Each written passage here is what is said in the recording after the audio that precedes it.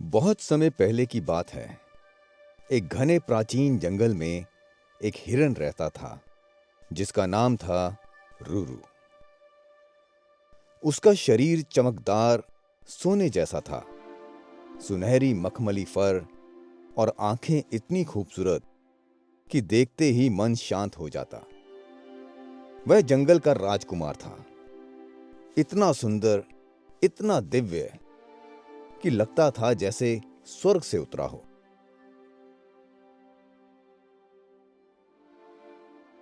एक दिन शांत जंगल में अचानक एक आवाज गूंजी। मदद! मैं डूब रहा हूं! रूरू ने सिर उठाया और देखा कि आवाज नदी की तरफ से आ रही थी और बिना एक पल गंवाए वह तेजी से उस तरफ दौड़ पड़ा। जैसे ही वो वहां पहुंचा, उसकी नजर एक युवक पर पड़ी जो तेज बहती नदी में डूब रहा था। हाथ पैर पटक रहा था, लेकिन पानी उसे बार बार खींचकर अंदर ले जा रहा था। रूरू ने बिना सोचे समझे नदी में छलांग लगा दी। पानी के तेज बहाव के बीच भी वह अपनी पूरी ताकत से तैरता हुआ उस युवक के पास पहुंचा। युवक ने आखिरी उम्मीद के साथ रूरू की गर्दन को पकड़ लिया और फिर रूरू ने उसे अपनी पीठ पर बिठा लिया। अब रूरू अपनी पूरी ताकत लगाकर युवक को नदी के किनारे ले जाने लगा।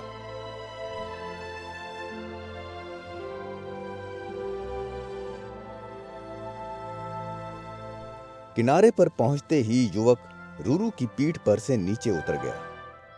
उसकी आंखों में आंसू थे और वह रूरू के पैर छूते हुए बोला, तुमने मेरी जान बचा ली। मैं तुमसे वादा करता हूं कि मैं तुम्हारे बारे में किसी को नहीं बताऊंगा। रूरू ने चुपचाप उसकी बात सुनी और जंगल में गायब हो गया। उसी रात रानी को एक अनोखा सपना आया। सपने में एक सुनहरा हिरन कह रहा था, मुझे ढूंढो। रानी ने राजा को अपने सपने के बारे में बताया और उस हिरन को ढूंढ कर लाने को कहा।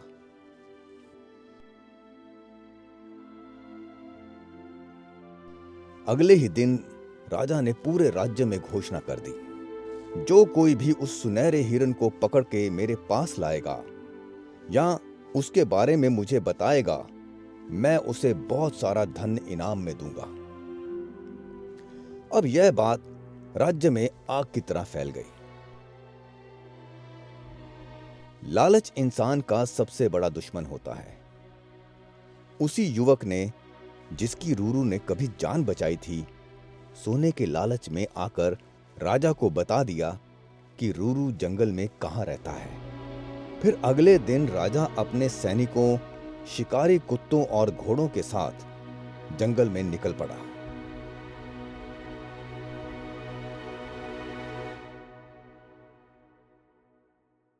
अब सब मिलकर रूरू को इधर उधर ढूंढने में लगे हुए थे और आखिर बहुत मेहनत के बाद उन्होंने रूरू को ढूंढ निकाला। फिर राजा के सैनिकों और कुत्तों ने रूरू को चारों तरफ से घेर लिया और बंदी बना लिया। अब राजा घोड़े से उतरा, उसके सामने आया और खुशी से हंसते हुए बोला, आखिरकार तू मुझे मिल ही गया। तभी रूरू ने शांति से मुंह खोला और बोला, क्या आप मुझे गुलाम बना के रखना चाहते हो? पूरी सेना सन्न रह गई। राजा चौंक गया। क्या तुम बोल सकते हो? रूरू ने दर्द भरी नजरों से राजा की तरफ देखा और कहा, हां महाराज, मैं बोल सकता हूं। मैं कोई साधारण हिरन नहीं हूं, लेकिन जो बात मुझे सबसे ज्यादा दुख दे रही है वो यह है कि जिस व्यक्ति की मैंने जान बचाई थी, उसी ने मुझे आपके सामने खड़ा कर दिया। राजा ये बात सुनकर चौंक गया और रूरू आगे बोला, उसने मुझे वादा किया था लेकिन लालच ने उसका वादा तोड़ दिया। राजा कुछ देर तक चुपचाप खड़ा रहा। फिर उसने अपना सिर झुकाया, हाथ जोड़ते हुए धीरे धीरे घुटनों के बल बैठ गया। अब राजा ने कहा, मुझे क्षमा कर दो। मुझे नहीं पता था कि मेरे राज्य में ऐसे लोग भी हैं जो धन के लालच में किसी को दिया हुआ वचन तक तोड़ सकते हैं। मैंने बहुत बड़ी गलती की है, मुझे माफ कर दो। इस कहानी से हमें यही शिक्षा मिलती है कि लालच अंधा कर देता है। वचन की कीमत सोने चांदी से कहीं ज्यादा होती है, और जो इंसान भरोसा तोड़ता है वो अपने साथ भी एक बड़ा अपराध करता है। कहानी यहीं खत्म होती है, लेकिन इसका सबक आज भी जिंदा है।